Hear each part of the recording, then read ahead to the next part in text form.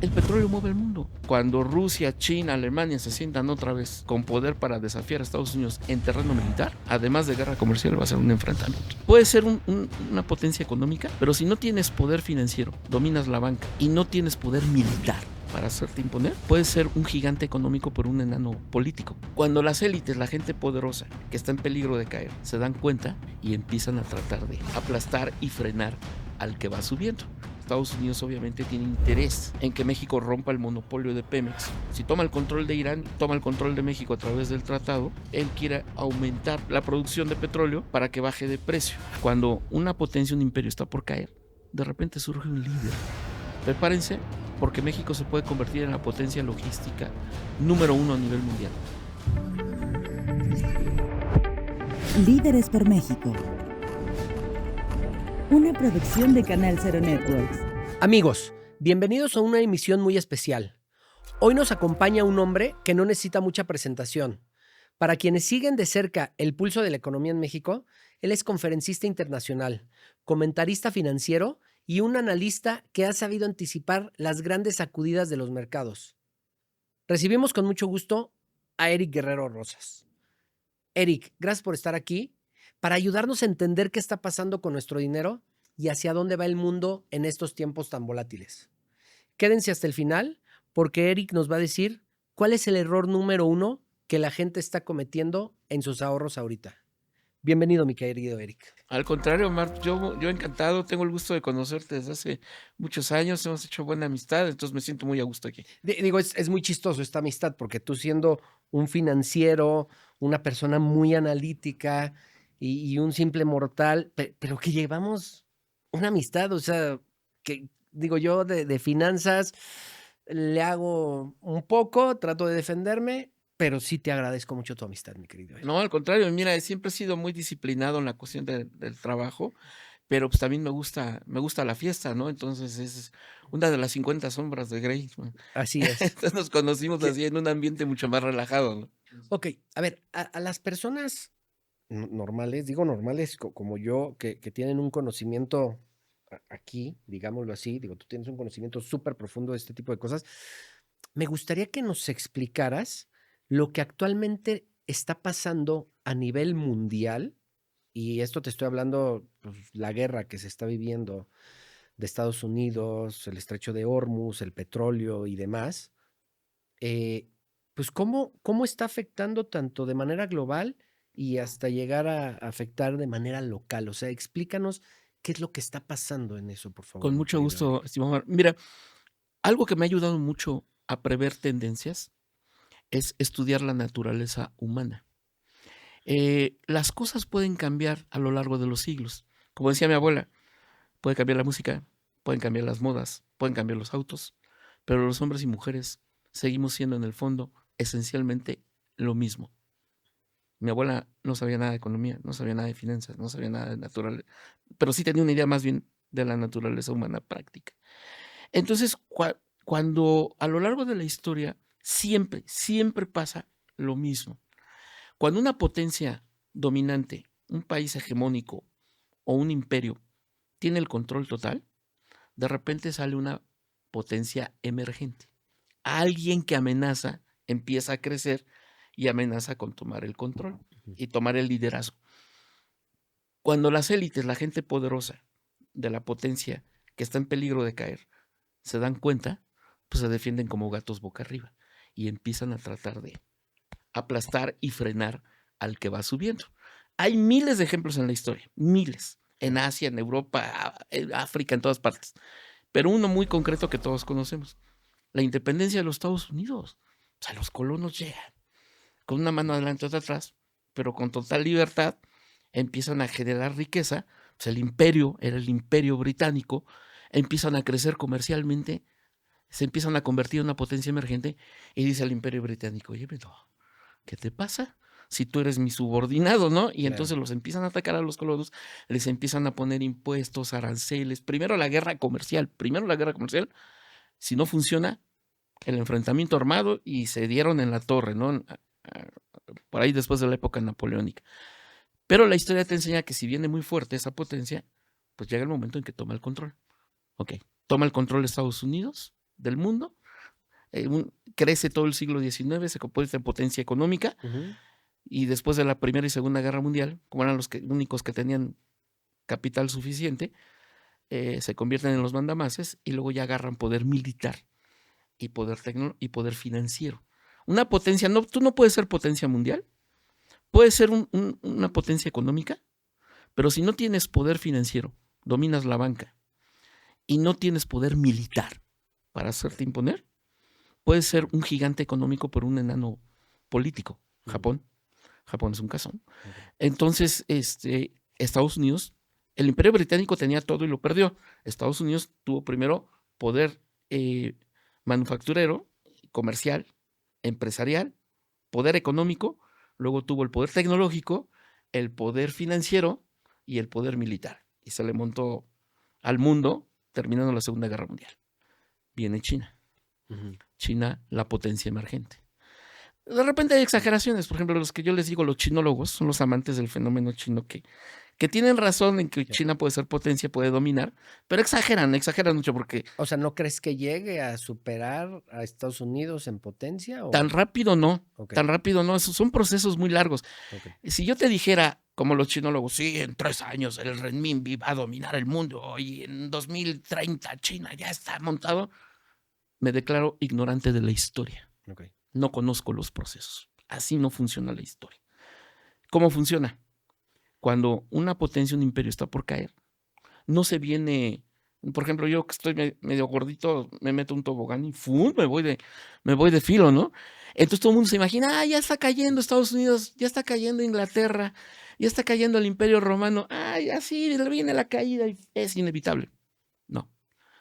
Cuando viene una caída, de repente surge un líder con los pantalones suficientemente bien puestos y dice, no nos van a quitar la chuleta, ni más. Entonces mueve las cosas, mueve al país militarmente para tratar de volverse a posicionar. Para entender, ¿crees que el hecho que hayan reelecto al presidente ahorita, ese sería el líder, digámoslo así?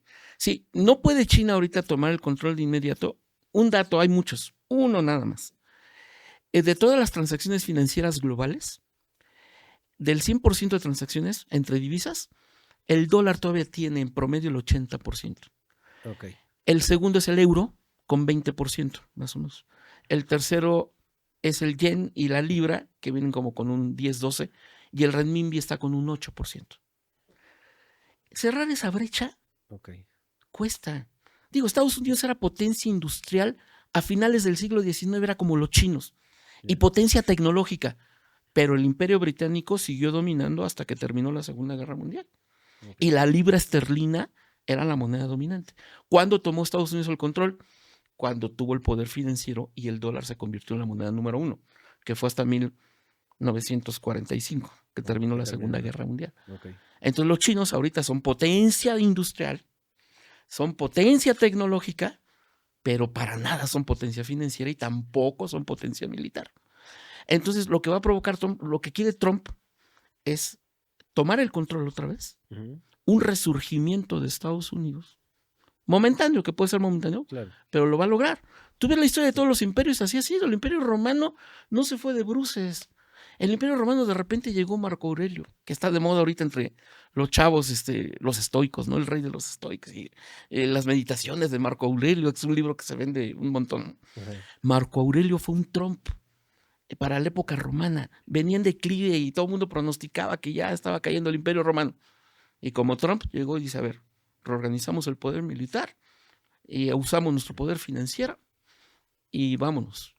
Y levantó a Roma. Y otra vez Roma estuvo en auge, el Imperio Romano unos 30, 40, 50 años, y hasta que después volvió a declinar. Entonces Trump por eso quiere tomar literalmente el control del mundo y por eso es la fuerza bruta. Es la cuestión militar. Oye, y por ejemplo, la captura de Maduro, ¿crees que haya sido negociada o estaba dentro de estos planes para que vean que Estados Unidos tiene todavía el poder? Son las dos cosas. Está dentro de Estados Unidos de que, miren, tenemos el poder máximo y lo vamos a ejercer. El poder se divide en dos. Entre los que lo tienen y lo ejercen y entre los que lo sufren, lo padecen, ¿no? Entonces dice, tenemos el control, China se nos está montando las barbas, tiene una alianza con Irán, se quieren apropiar de toda esta zona para después tender el puente comercial a Europa y desplazarnos a nosotros los gringos. No lo vamos a permitir. Ok. Por eso Irán es crucial. Sí que la cuestión nuclear, pero va mucho más allá. Mucho Pero más ¿por qué allá. no acaba tan rápido ya esta situación? Así como dijo Donald Trump, en una semana, o sea, y ya se está alargando y se está alargando, y a veces hasta la gente dice, ¿irá a ser una guerra mundial, una tercera guerra mundial o por qué no se acaba esto tan rápido? Hay dos cosas. Tercera Guerra Mundial, de momento, no la veo, espero no equivocarme. No la veo porque ya China y Rusia no se le enfrentaron a Estados Unidos, no formaron una alianza abierta con Irán, porque no tienen el poder militar todavía y poder financiero. Todo está en dólares. Entonces, un enfrentamiento directo los hace en papilla. Por eso, si Putin no puede con Ucrania, menos va a poder con Estados Unidos. Claro. Y China también está rodeado. Las bases militares gringas están por todos lados. La superioridad militar de Estados Unidos es muy grande. Entonces, los chinos dicen, no, estamos a favor de la negociación y la paz. Y no sé qué, ¿no? Entonces, por eso no veo ahorita Tercera Guerra Mundial. Puede haber después. Me preocupan mis hijos. Porque después de esto, que se resuelva lo de Irán, se van a armar hasta los dientes y la carrera armamentista y nuclear va a ser tremenda. Un anuncio preocupante, Alemania ya anunció que se va a volver a armar hasta los dientes y que en 2050 va a ser otra vez potencia militar. Okay. Entonces, eso es peligrosísimo. Entonces, a la larga, cuando Rusia, China, Alemania se sientan otra vez con poder para desafiar a Estados Unidos en terreno militar, no va a ser guerra comercial. Además de guerra comercial, va a ser un enfrentamiento.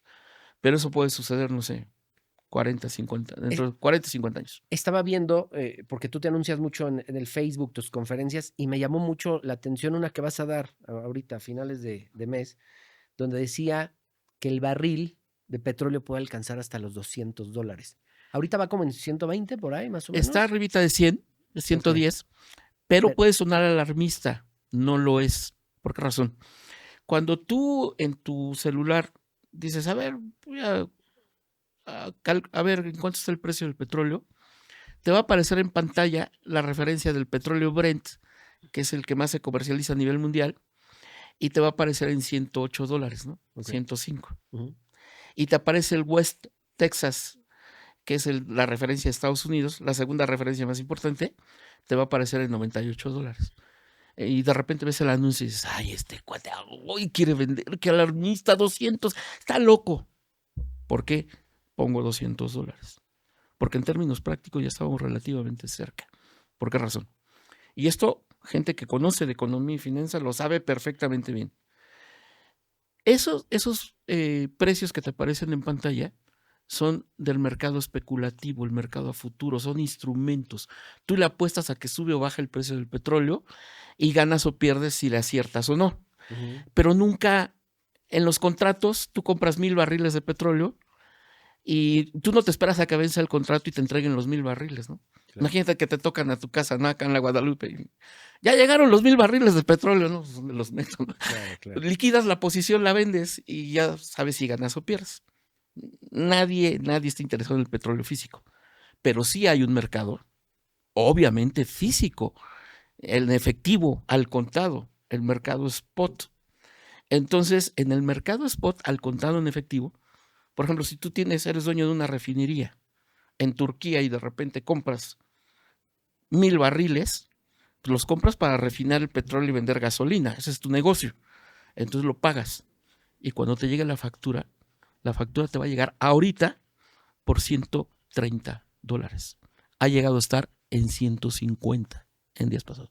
Y tú dices, oye, no, pero es que yo vi en mi teléfono, aquí está, dice $108. No, mi amigo, se van a morir de la risa. Ese es el petróleo de apuesta financiera del mercado de futuros. Aquí usted me lo paga a $140 o no hay petróleo.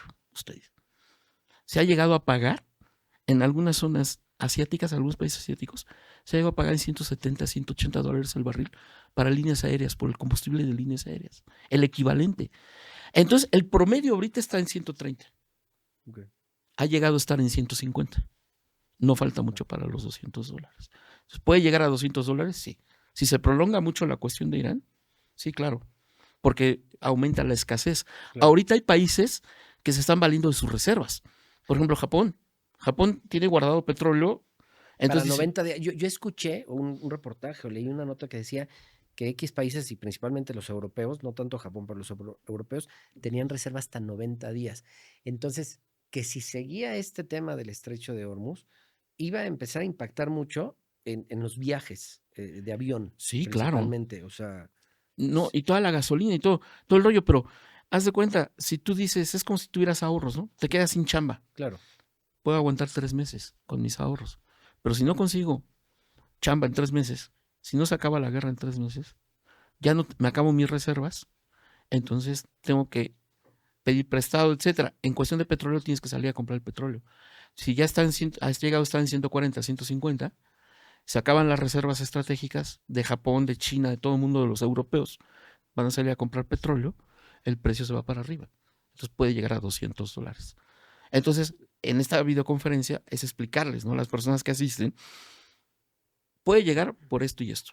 Estos son los escenarios. Que se arregle rápido la guerra, ¿qué Claro. va a pasar? Como el petróleo todavía mueve al mundo, va a aumentar la inflación, el precio de los alimentos, el precio de las medicinas, porque las medicinas se hacen mucho con derivados del petróleo. Ujú. Va a aumentar los costos del transporte, obviamente.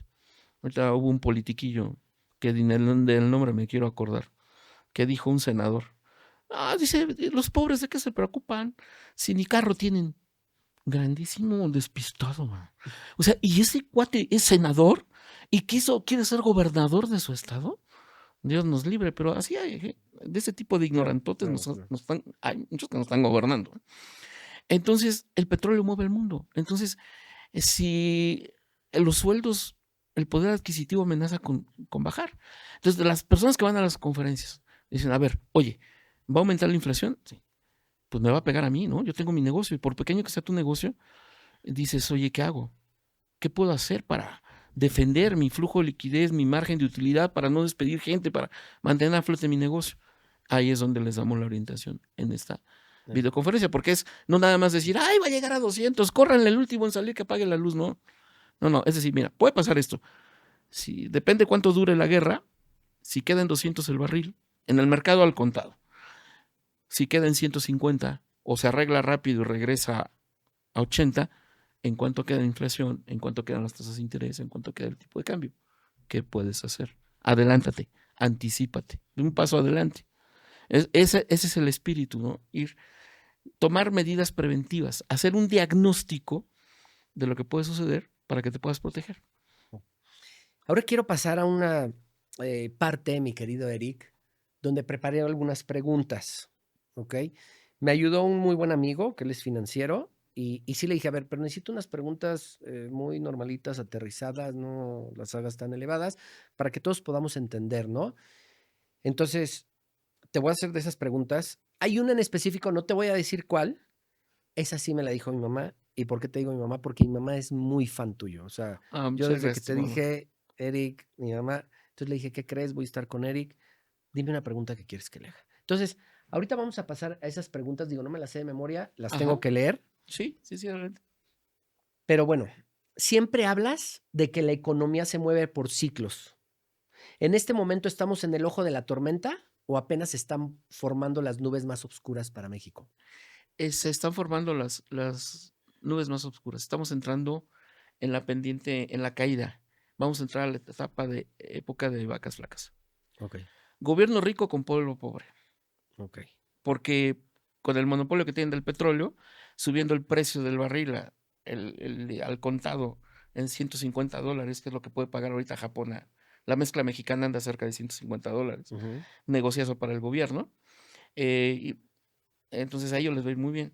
Y digo ellos porque ya sabes, pues de repente pagar una cuentita en un restaurante en Claro, Tokio de claro. 50, 30 mil pesos, joyitas que muy caras en Europa, Claro. etcétera, etcétera, ¿no? Pero les va a ir muy bien. Pero la economía en general no, Ok. porque sube la inflación, baja tu poder adquisitivo, baja el consumo. Algunas empresas pueden tener problemas fuertes, puede aumentar el desempleo. Se viene una etapa muy negativa, ¿no? Con los altos precios del petróleo. Ok. La renegociación del tratado con Estados Unidos, dependemos mucho del tratado. Ujú, y Estados Unidos obviamente tiene interés en que México rompa el monopolio de Pemex, que ya lo había roto en la época de Enrique Peña Nieto, ya estaba llegando inversión, ujú, porque ujú. Pemex no podía, no Sí, funcionaba sí, claro. y ya estaba aumentando la producción de petróleo. Ahorita se vino a la baja desde el sexenio pasado por malas decisiones y por tener otra vez regresar al monopolio de Pemex. Pero ahorita lo que le urge a Trump es tomar el control petrolero. Si toma el control de Irán, imagínate, está incierto, Ajá. pero toma el control de Irán, toma el control ya de Venezuela y ya toma el control de México a través del tratado, pues él quiere aumentar precios récord del petróleo, digo, la producción de petróleo para que baje de precio.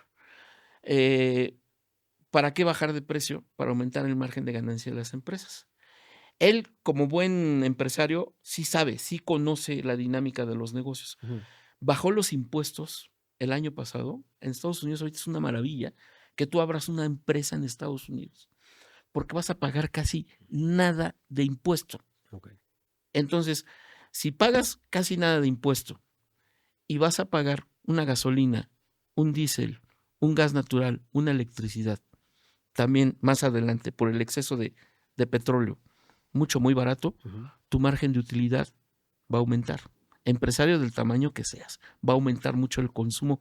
Viene un boom en Estados Unidos que puede jalar a México.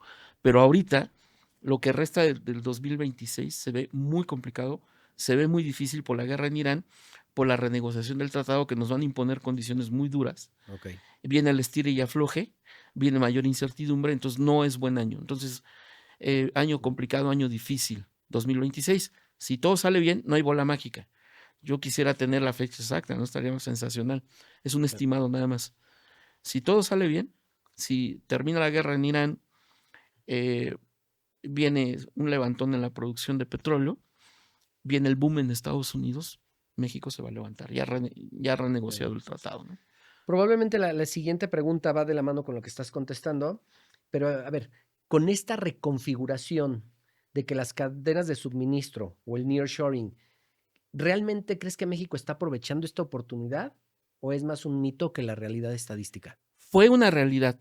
Yo publiqué un libro hace 10 años y desde hace 12 les decía a todos los empresarios en las conferencias, prepárense porque México se puede convertir en la potencia logística número 1 a nivel mundial. ¿Qué significa potencia logística? La posición geográfica de México es de privilegio. No nos había servido de nada porque no habíamos tenido la visión. Pero de repente viene Felipe Calderón, ese ente maligno de la 4T, El que es culpable de el todo. villano favorito. Digo, todos los presidentes tienen luz y sombra, cosas buenas y cosas malas. Ujú. Entonces, si algo bueno tuvo ese señor, tuvo muchas cosas malas, pero si tuvo algo bueno en materia económica fue el Programa Nacional de Infraestructura. Las obras en infraestructura son la madre del crecimiento. Cuando son buenas obras, no Claro, sí, tarugadas como las que hemos visto aquí en México en los últimos años, ¿no? Cuando son buenas obras productivas, no caprichos. claro, claro. Entonces, presenta el Programa Nacional de Infraestructura y dice Calderón, oye, vamos a construir un corredor económico del norte para conectar al puerto de Mazatlán directamente con el puerto de Tampico y Altamira Okey. y la ciudad de Dallas, Texas, a través de modernas carreteras, ampliación de puertos, nuevos aeropuertos. Vamos a hacer un corredor económico del sur para conectar al puerto de Salina Cruz en Oaxaca con el puerto de Coatzacoalcos en Veracruz, ampliando los puertos, ampliando las carreteras, nuevas carreteras, vías ferroviarias, nuevos aeropuertos. Ujú. Dice, y como tenemos el puerto interior en Guanajuato, que fue una gran obra, digo, también Fox hizo muchas tonterías, pero de lo poco bueno que tiene Fox, de lo bueno que tuvo como gobernador de Guanajuato, fue el puerto interior. Fue un detonante de crecimiento. Yo me acuerdo que muchos me decían, ¿qué piensas del elefante blanco llamado puerto interior? No, le digo, sí, no es puerto. Ese no es un elefante blanco, no, ese va a funcionar re bien. Bueno, entonces dice Felipe Calderón, corredor económico del norte, corredor económico del sur y puerto interior, vamos a conectarlos todos. Vamos a hacer obras, carreteras, que conecten al centro del país con el corredor del norte, con el corredor del sur y los principales puertos del Pacífico y del Atlántico. Ujú. Ándale. Si tú haces eso, y reconocido por estudios de la Unión Europea que no tienen nada que ver, estudios sobre México en esa época. Dices, oye, y luego un aeropuerto en Texcoco que va a competir con el de Dubái, que va a competir con el de Atlanta. Oye, qué conectividad. Entonces, ¿qué podía suceder? Que si se terminara el corredor del norte, se terminara el corredor del sur, se construyera el aeropuerto de Texcoco y se conectaba al país con el puerto interior, por México, por increíble que parezca, en unos 30 años puede llegar a transitar alrededor del 20 o el 30% del tráfico mundial de mercancías. ¿Qué sería México? No. Una potencia. Claro. Entonces, en esa época, viene el plan de infraestructura, lo empieza a echar a andar. Enrique Peña Nieto dice, vamos a terminar el corredor del norte, vamos a empezar el corredor del sur, vamos a seguir haciendo las obras, presenta su programa nacional de infraestructura, siguen con el proyecto, hasta que llega uno que no tiene ni idea. Es buenísimo, es un genio político, pero un analfabeta económico. Y resentido, cuate resentido. Entonces es muy peligroso que te llegue un resentido al poder, porque va a hacer barbaridades. Claro. Entonces hizo mucha genialidad política, pero mucha barbaridad económica. Cancelamos el aeropuerto de Texcoco. Construimos el Chaifa, bueno, perdón, así le digo yo a la IFA. Puras obras inútiles, ¿no? En vez de seguir con los programas de infraestructura, Ahí se queda. tira el abandono. El estado de Coahuila hace 5 años dijo, ya terminé mi parte. El corredor económico del norte ya está. Hasta aquí, ya nada más falta Tamaulipas. Claro. Y Tamaulipas atorado y con el crimen organizado. Hecho un desastre Tamaulipas. No avanza el corredor del norte. Luego, el corredor económico del sur ya estaba. Ya iba corriendo. Ajá. Y de repente, pues, que mi hijo va a ser el supervisor. Y los contratistas, pues mi cuate. Oye, pero ni empresa constructora tiene. Ahorita la hacemos en 15 minutos. Ahorita todos los trámites, Hacienda, la Secretaría de Economía. Claro. No te preocupes, ¿no? Un desastre el corredor económico del sur. Iba muy bien. Pues ya ves, hasta se cayó un tren hace poco. La logística, el plan estaba hasta con el aval de autoridades internacionales. ¿Y crees que cuando llegue alguien más al poder de otro partido, crees que se pueda retomar eso? Mira, la 4T no va a soltar el poder porque es una regresión autoritaria. Tienen el control del INE, tienen el control de la Suprema Corte de Justicia, el control del Congreso. No lo van a soltar. Pero aquí la cuestión es que la presidenta Sheinbaum se logre sacudir a los obradores. Okay. ¿Qué va a suceder? Con la presión de Estados Unidos, ¿no? Claro. Entonces, cuando el ala moderada de la 4T tome el control, los leales a la actual presidenta y los obradoristas, los radicales, los que hicieron cometieron muchos errores en materia económica, se van a ir quedando fuera. Yeah. Ahorita ya lo está empezando a hacer. Uh-huh. Ya está dando algunas señales. Ya el hijo del expresidente ya quedó fuera de Morena, etcétera. Entonces, si toman el control, pueden retomar ya. Yeah. Y pacifican al país con presión de Estados Unidos. Así, oye, termíname el corredor económico del norte. Okay. Sí, señor. A ver, arregla lo que tengas que arreglar en el corredor económico del sur y termínalo. Okay. Pues hay que tomarlo en cuenta para que México... Sí. Solamente así, pero sí hay base para que México pudiera convertirse en potencia mundial. Ok. Va otra pregunta. Sí. Muchos expertos dicen que vivimos en una burbuja de deuda global. Si esta burbuja estalla, ¿cuál sería el primer síntoma que deberíamos vigilar en nuestro entorno local? Con mucho gusto. Mira, esto es importantísimo porque cuando vino la cuestión del COVID, había peligro de que la economía mundial se colapsara y que viviéramos una etapa, todo el mundo, como se vivió en la Gran Depresión de Estados Unidos de 1929, la crisis más grave en toda la historia del sistema capitalista. Bueno, ¿qué hicieron? La Reserva Federal de Estados Unidos, bueno, los principales bancos centrales, los que manejan el dinero, los que imprimen, fabrican dólares, euros, yenes, libras, se pusieron de acuerdo y dijeron, no, vamos a inyectar liquidez, vamos a fabricar literalmente, vamos a fabricar dinero, se lo vamos a prestar a los bancos comerciales para que suelten crédito y vamos a bajarle la tasa de interés a los bancos a 0%, casi a 0%, dinero regalado, claro, para que los bancos den créditos hipotecarios, préstamos personales, préstamos para la compra de automóviles, préstamos para las compras de acciones en los mercados bursátiles, préstamos hasta para comprar bitcoins. Y entonces se vino una oleada de crédito impresionante a nivel mundial, en todas partes, incluido México. Todo el mundo se empezó a endeudar, gobiernos, bancos, empresas, familias, porque hubo mucho flujo de crédito. Entonces el volumen de deuda que se acumuló fue bárbaro. Ha sido histórico. El mundo nunca ha debido tanto dinero como al día de hoy, porque es peligroso. Vienen los aranceles de Trump para tomar el control del mundo. Vienen las guerras de Trump. Oye, eso es inflacionario. Y lo estamos viendo.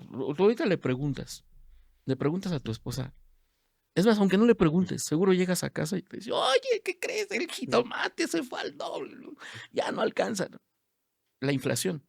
Si sube la inflación, que es lo que viene, apenas viene el golpe inflacionario, apenas está por verse en México y en otras partes del mundo, suben las tasas de interés, sube el costo del crédito. Si te sube el costo del crédito y la economía anda débil, tus ingresos están bajando por la inflación o porque te quedaste sin chamba, pues entonces los bancos van a empezar a tener problemas.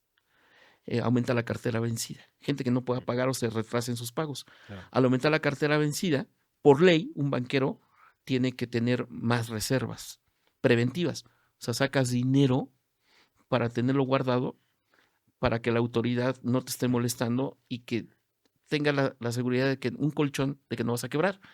Pero si te aumenta la cartera vencida, te baja el volumen de dinero que tú puedes prestar como banquero. Y si encima tienes que agarrar dinero y sacarlo del mercado para guardarlo como reserva en una bóveda, se contrae el crédito. Entonces, los bancos son como el corazón para el cuerpo humano. A través del crédito bombea la sangre que mantiene caminando el cuerpo económico. Entonces, si de repente se debilita el corazón, bombea menos sangre, pues viene la debilidad y viene la anemia para la economía. Entonces, por eso es peligroso. Y es peligroso que aumente la inflación por la guerra y los aranceles, que aumenten las tasas de interés, porque hay algunos que pueden llegar a quebrar, otros a no poder pagar el crédito, se debilitan los bancos, se debilita el flujo de crédito y el corazón deja de bombear, bombea menos sangre. Claro. Ok, ¿y crees que los mercados financieros han aprendido a convivir y aceptar que la inestabilidad geopolítica llegó para quedarse? No, se está aprendiendo y me consta porque voy a hablar por mi experiencia como consultor. Claro. Tú para tomar una buena decisión tienes que tener un buen diagnóstico de lo que puede llegar a suceder. Tienes que ver las cosas fríamente, como son, no como te gustaría o te conviniera que fuera. Un ejemplo, cuando anunciaron la cancelación del aeropuerto de Texcoco, yo dije, se va a venir abajo la inversión, se va a venir abajo el crecimiento económico, la economía mexicana no va a crecer en 2019. Ay, no, me decían, ¿cómo crees? Oye, es una muy mala señal para la inversión, claro. Es una decisión catastrófica. Va a perjudicar un partidario de la 4T. No, es que hay que tener fe. No, no es cuestión de fe, mi amigo. Aquí es cuestión de ver las cosas realmente como son. ¿Qué es lo que mueve los mercados? ¿Qué es lo que genera prosperidad, crecimiento, salarios? La inversión. Y si no hay un buen ambiente para la inversión y te va a bajar la inversión, te va a bajar el empleo, te va a bajar el consumo, te va a bajar el crecimiento económico. Claro. No es que me caiga mal el presidente, es una realidad. Entonces, tienes que tener un buen diagnóstico para tomar buenas decisiones. Ver las cosas como son, no como te conviniera que fueran. Pero si tú no tienes un buen diagnóstico, si tú dices, ay, hay que tener fe, se va a recuperar, voy a comprar unos terrenitos alrededor del aeropuerto de Texcoco porque van a subir de precio, y de repente te lo cancelan, es porque no tuviste una buena visión, no tuviste un buen diagnóstico y vas a perder lana. Claro. Que fue lo que le pasó a algunas gentes. En cambio, si ves las señales y dices, híjole, este populista va a echar atrás, no va a reanimar esto porque traía ahí un asesor consentido que andaba diciendo, no se preocupen, sí va. No. Entonces, tú ves que van a cancelar y tú compraste terrenitos alrededor, dices, pues los vendo antes de que bajen de precio, ¿no? Claro. Eso es visualizar tendencias, tener un buen diagnóstico, eso es tener una buena mentalidad de estratega. Entonces, necesitas a fuerza la mentalidad de estratega para poder tomar buenas decisiones. ¿Qué veo con los empresarios? He visto empresas importantes con asesores chipocludos, como diría mi abuelita, y tomar malas decisiones, tener malos diagnósticos. Le pasó a Trump. O sea, todos somos humanos, no nos podemos librar, pero hay que estar muy al pendiente. ¿Qué pasó con Trump? Inteligencia artificial, el Pentágono, la CIA, el FBI, muchos políticos muy grandes cerebros planean lo de Irán. Si te fijas, al principio funcionó súper bien, pues hasta mataron al líder, se lo agarraron, Sí. yo creo que tomando café, totalmente desprevenido, revisando el periódico y le cayó el bombazo, ¿no? Así como se agarraron a Maduro, pero cometieron un error de estrategia. Nunca se imaginaron, ni en sus escenarios, ni con la inteligencia artificial, porque hay que alimentar la inteligencia artificial. Claro. Los que no saben usar la inteligencia artificial creen que ya son como humanos. No, hay que alimentar los modelos. Y funcionan en base a lo que tú les des de base. Entonces, si tú no le pones a la inteligencia artificial que hay peligro de que cierren el estrecho de Hormuz, porque tú no crees que sean capaces de cerrarlo, o porque en el pasado habían amenazado a los iraníes y nunca lo habían podido cerrar, lo pones fuera de los modelos, la inteligencia artificial te funciona muy bien, Sí. los asesores, descabezas al gobierno, mucho éxito, y de repente te cierran el estrecho de Hormuz, te estrangulan, te crean un cuello de botella tremendo, ya no pasa el 20% del petróleo mundial, el 25% del gas natural para generar electricidad, te ponen de cabeza. ¿Qué falló? Fue un error de diagnóstico que te llevó a una mala estrategia. Eso fue lo que le sucedió a Trump. Lo han reconocido legisladores, líderes que estuvieron con él planeando. Claro. Dijeron, es que nunca nos imaginamos. Entonces, eso pasa en las empresas.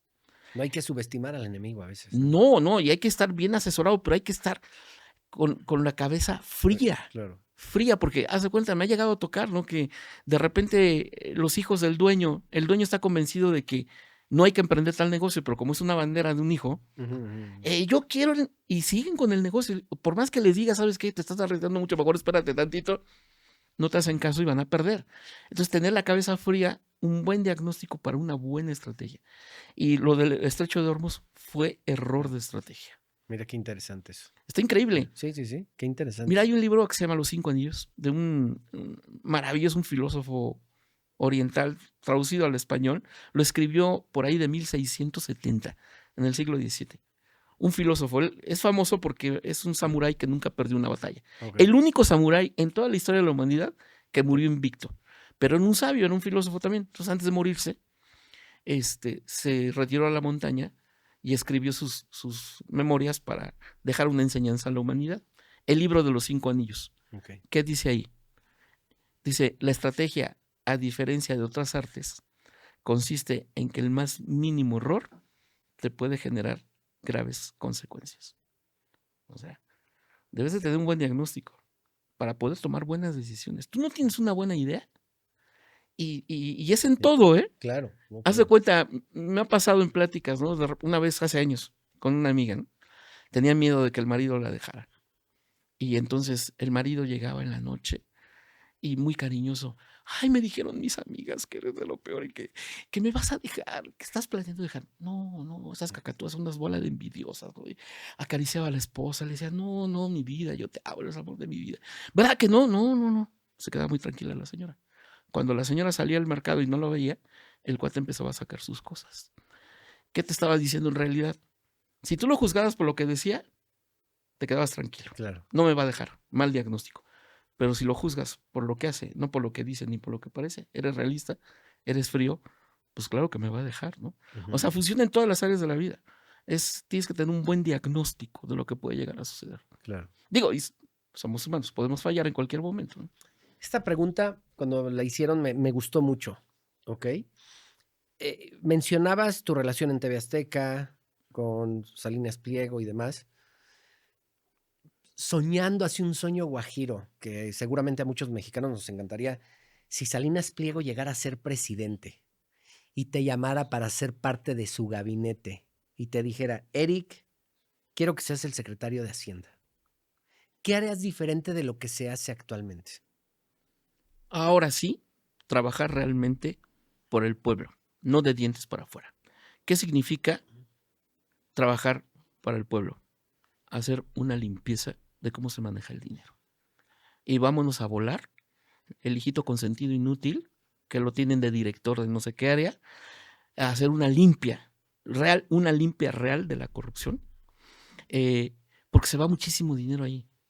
Las obras inútiles, que se ha despilfarrado miles de millones de dólares, se han enriquecido unos cuantos, pero que no sirven de nada, a ver si se puede de alguna manera rehabilitar. Pero total, hacer una limpieza, primero, realmente fuerte. Con los ahorros que tienes, decir, a ver, ¿qué puedo hacer con esos ahorros? Utilizarlos de la manera más productiva posible. Tratar de resucitar la cuestión del aeropuerto de Texcoco. Oye, el aeropuerto de Texcoco te puede movilizar más de 200 millones de personas al año. Puede ser uno de los aeropuertos más importantes a nivel mundial. ¿Qué más?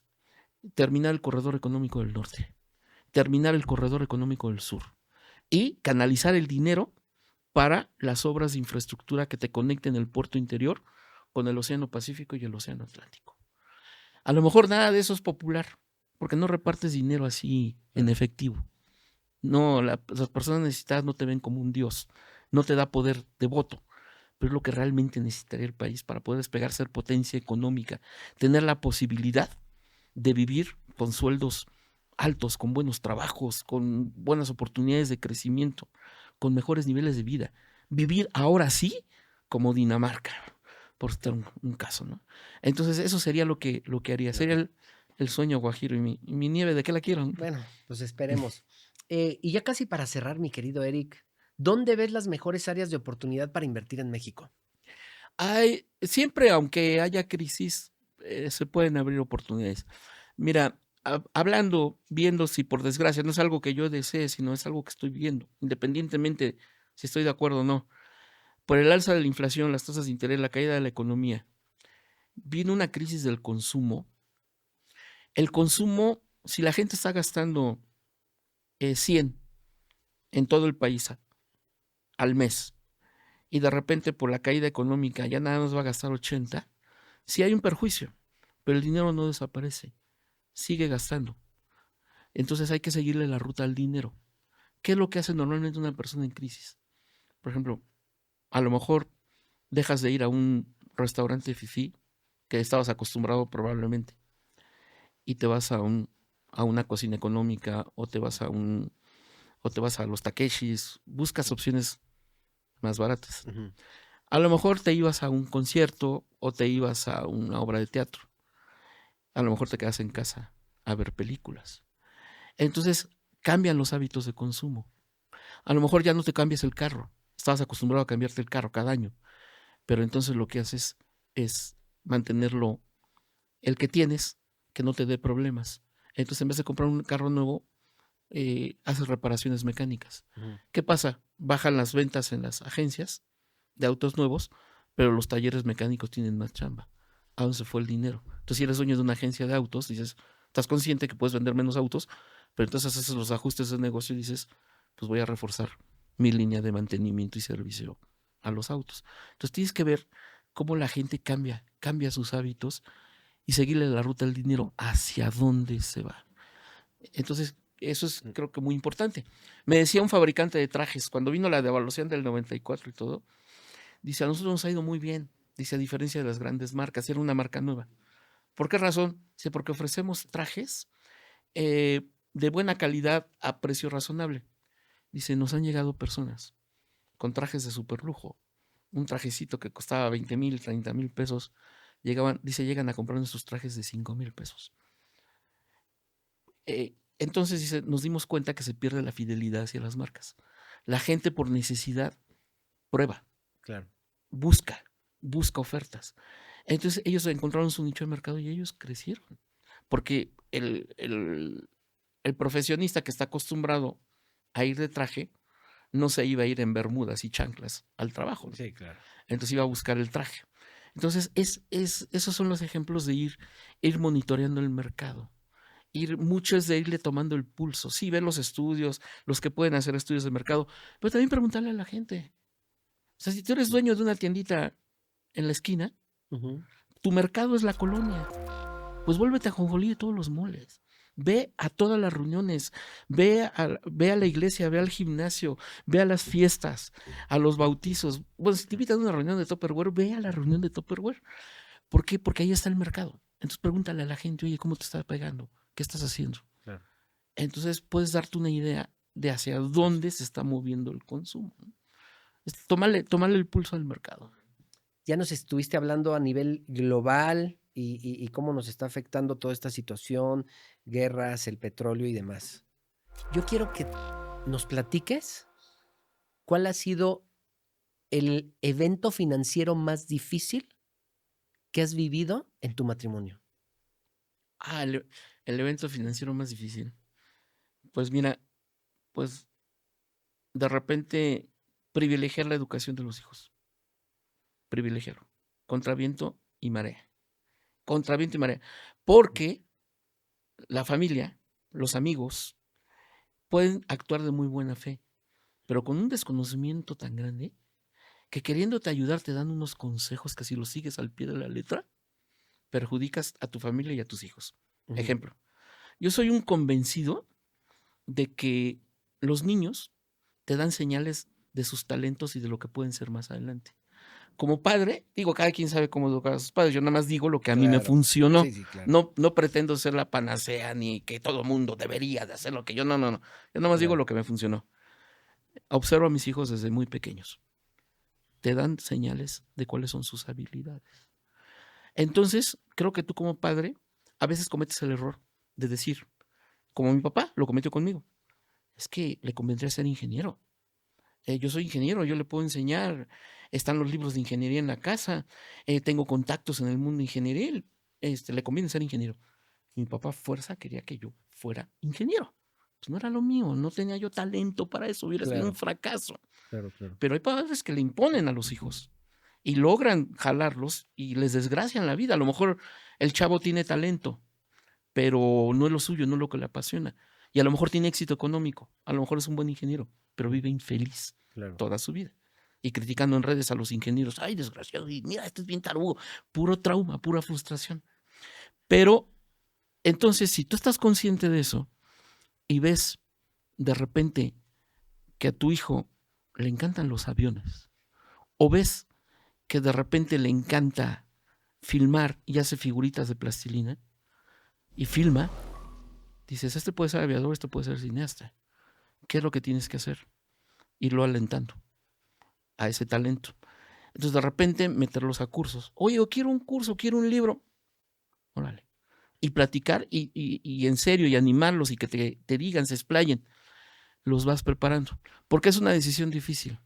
Porque de repente te puedes enfrentar a esto. Estoy hablando en sentido figurado, ¿no? Haz de cuenta. El niño quiere ser piloto aviador. Y le compras un simulador de vuelo, que es un entrenamiento sensacional. Y entonces pasa 8 horas al día, fines de semana, en el simulador. Entonces de repente puede venir una bronca. Oye, está perdiendo el tiempo. Me choca todo el tiempo, se la pasa ahí. No está perdiendo el tiempo. Se está preparando, se está capacitando. Es que mi mamá, es que mi hermano, es que mi tío dicen que hasta se va a enfermar, se va a perder la vista. Puras tarugadas, ¿no? Entonces, si tú le dices, oye, no, chamaco, ya, fueron muchas horas, ya, te voy a prohibir el simulador, le estás cortando las alas. O si tú le empiezas a decir, no crees en él. Pues es que es muy difícil. Es que mira, el de la esquina le pagó la carrera de piloto a su hijo y está atendiendo la papelería del papá. No, es muy difícil conseguir trabajo, está de la fregada. Son trabas mentales, ¿no? Entonces tú mismo vas cortando las alas. ¿Cuántos hijos tienes, Eric? 4. 4. ¿Y qué son cada uno? Uno es piloto aviador, uno es cineasta, una es mercadóloga y otro es diseñadora. O sea, ¿qué sientes que las decisiones que tomaste desde tu observación desde chicos ayudó y son felices en lo que hacen? Sí, o sea, no, tú puedes tener la tentación de dejarles casas, carros, propiedades, asegurarle su futuro.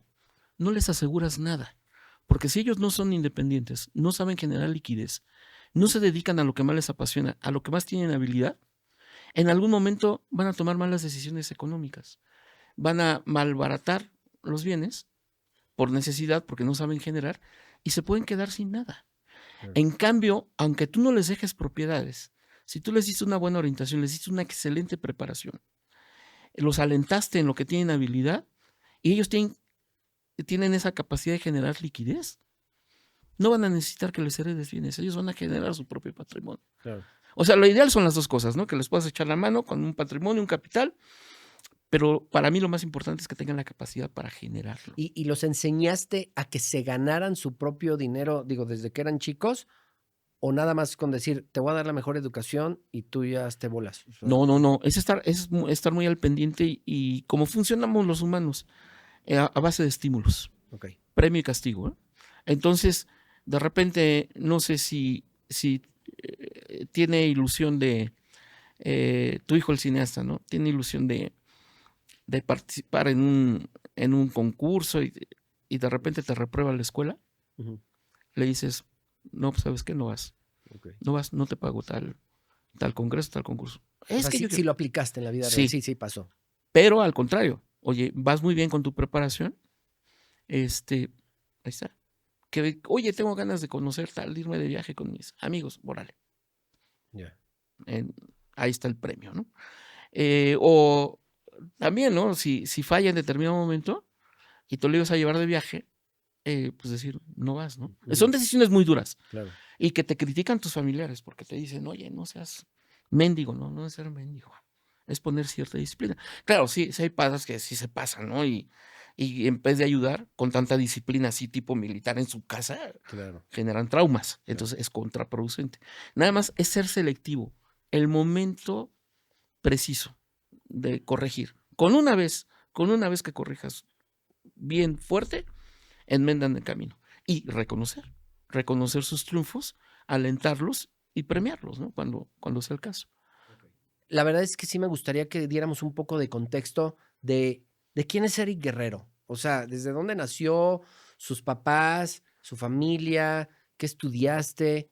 Ayúdanos a entender un poquito más quién es Eric Guerrero, la persona y no el financiero. ¿Cómo no? Con mucho gusto, estimado Omar. Fíjate que yo creo que algo que me influyó de niño para inclinarme por la economía y las finanzas es que mi padre, ingeniero mecánico, siempre fue un excelente padre, ¿no? Tengo maravillosos recuerdos de él.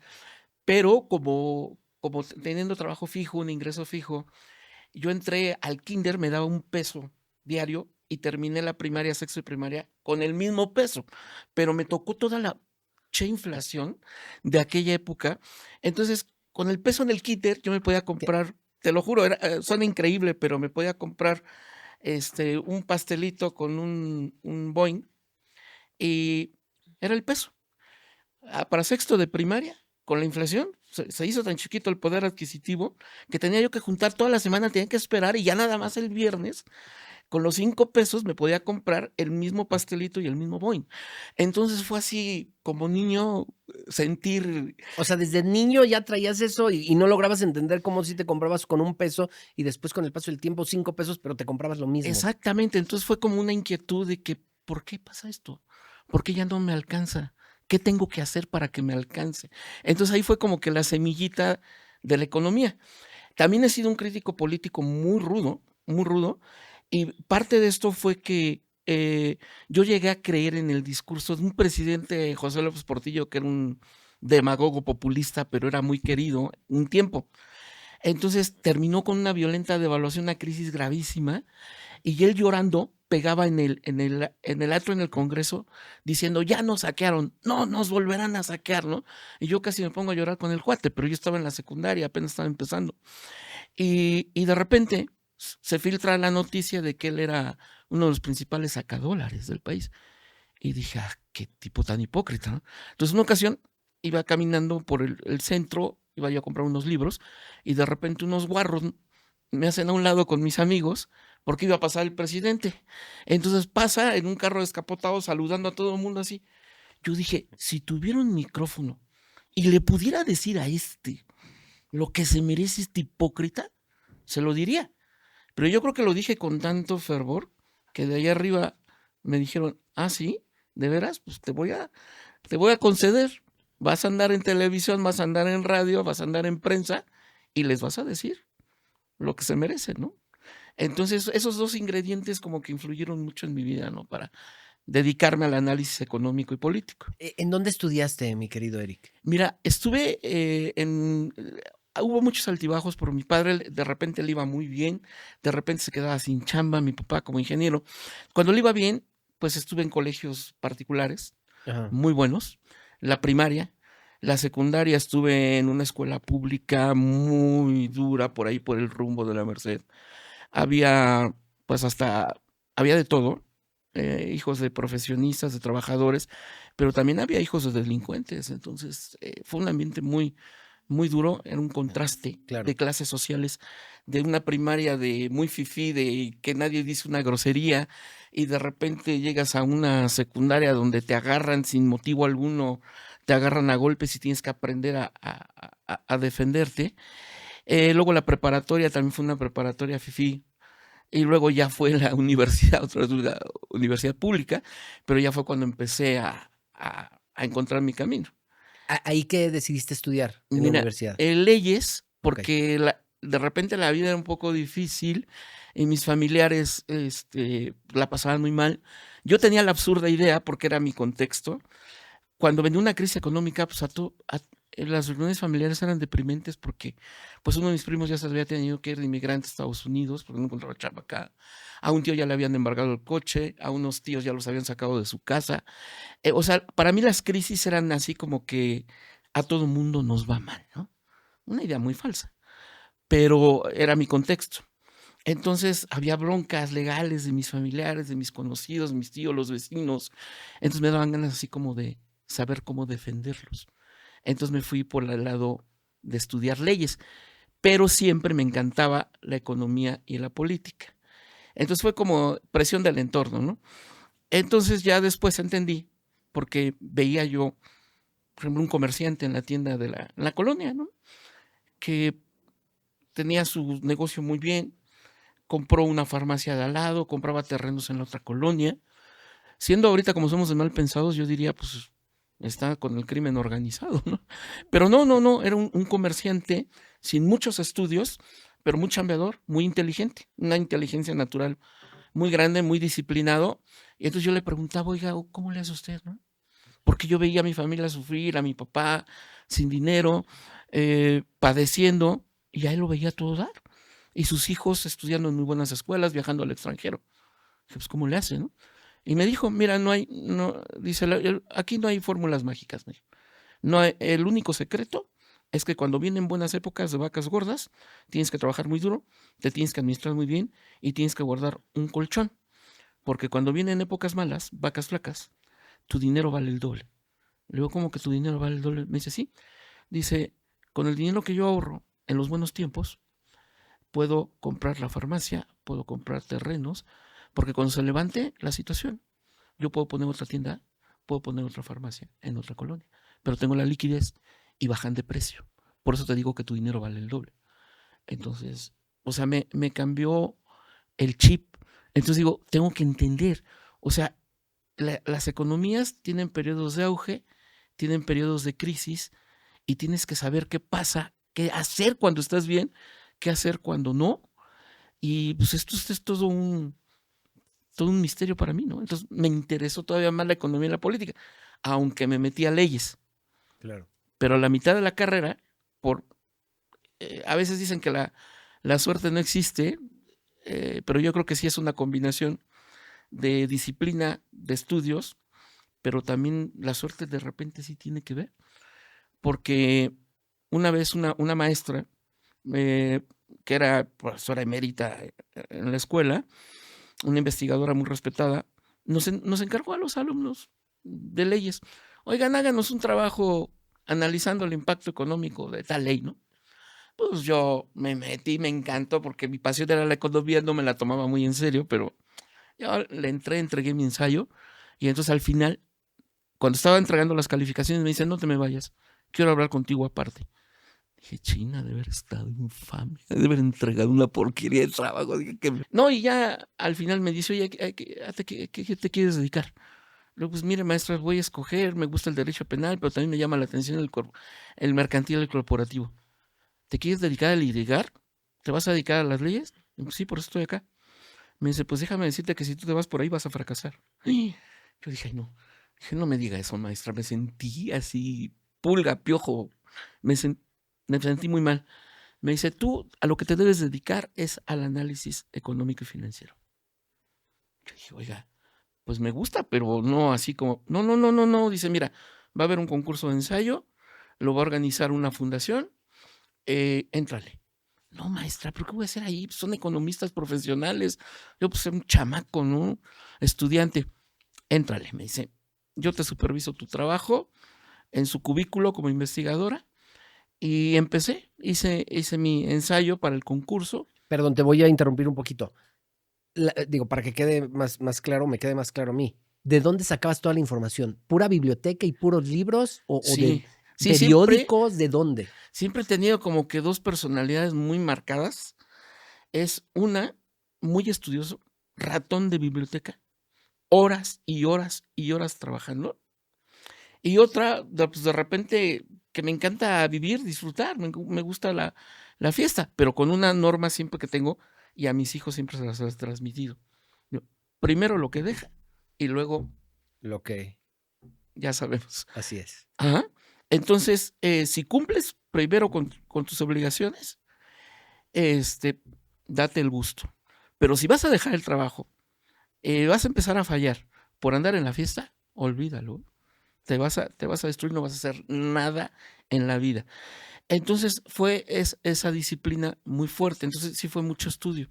Y como me encantaba la economía, pues empecé en el ensayo que entregué, pues a sacar algunas conclusiones. Ah, me olvidé del asunto. Y un día llaman a casa de mis papás, pues, o sea, yo viviendo con mis padres, y porque entregabas, era la época antigua, ¿no? No sé cómo sea ahora. Entregabas tu trabajo en un sobre aparte, con un seudónimo afuera Ok. y tus datos adentro. Ok. Y de seudónimo me puse yo Jean Valjean, que es el protagonista ¿Jackie Chan? ¿O cómo? Me parezco. Ah, Así me decían malvado, así me decían en la prepa, el Jackie Chan me confundía. no, bueno, te entendí. No, si es que era casi idéntico. ¿No? Ok. Jean Valjean Ok. era el personaje principal de la novela Los Miserables de Víctor Hugo, Ok. que es un clásico de la literatura. Y Jean Valjean era presidiario, pero llegó a ser uno de los más ricos de París, pero ayudaba a mucha gente. O sea, una vida muy, muy romántica, ¿no? Ok. Entonces lo tomé como inspiración. Entonces era yo Jean Valjean. Entonces llaman a casa de mis papás y dicen, bueno, ¿sí? Jean Valjean. A sus órdenes. Ay, me imagino ya con mi frac ahí, ¿no? En el Salón de los Espejos, en el Palacio de Versalles. Y digo, ¿de dónde me hablan? No, pues del concurso, y estás entre los ganadores. Oye, pero a ver, unas dudas, ¿no? ¿Qué? Si tienes 21 años de edad, pues sí. Y no eres economista, ¿verdad? No. ¿Estás estudiando leyes? Sí. ¿Vas a la mitad de la carrera? Sí. Es que no puede ser, dice, porque, dice, estás entre los 3 primeros lugares, dice, pero pues aquí es puro economista profesional. Y dice, bueno, pues la premiación va a ser tal día. Entonces le digo a mi papá, oye papá, ¿te acuerdas que te platiqué que un concurso? Ah, sí, tú y tus locuras, porque mi papá estaba encantado que yo me dedicara a las leyes, pues Claro. decir, pues ya tengo que ir, me va a defender, ¿no? Claro. Y no quería que me distrajera. Ah, sí, sí, ¿qué pasó? Yo, pues va a haber una premiación. Me dijeron que estoy entre los primeros 3 lugares. Ay, no. No, ¿cómo crees? Pues sí, son economistas profesionales, tú eres un chamaco. Pues ya me invitaron, papá. Y me dijeron que pues podía invitarte a ti y a mi mamá.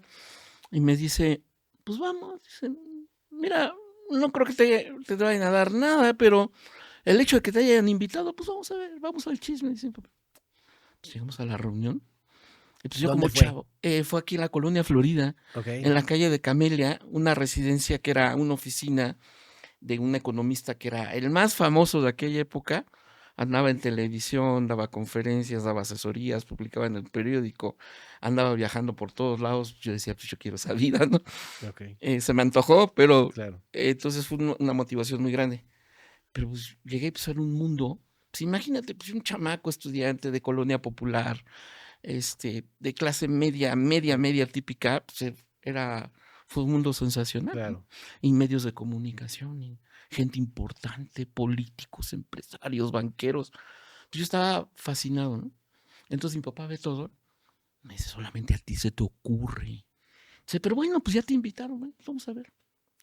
y de repente dicen, vamos a entregar un reconocimiento del lugar 10 al lugar 4, ¿no? Ujú. Y empiezan a pasar y puros economistas, pues como de, pues ya fácil ahorita de mi edad, ¿no? De más de 50. Ok. Yo tenía 21 y veía puro señor Puro señor. de 40, 50. Y mi papá me dice, pasan los de los premios, los reconocimientos. Y me dice, pues no te tocó ni un diploma, pero bueno, ni modo. Luego dicen, tercer lugar, ¿no? Fulano de tal, pácatelas. Un economista que ya estaba en radio, publicaba en revistas de negocios. El otro premio también. Y me dice mi papá, ¿cómo se te ocurre? Y yo me sentía, dije, bueno, es una experiencia. Dije, no, ya Claro, consolándome, claro. ¿no? Viéndole el lado Eh, positivo, ¿no? Como dicen Claro. los coaches de vida. Y entonces de repente si tenemos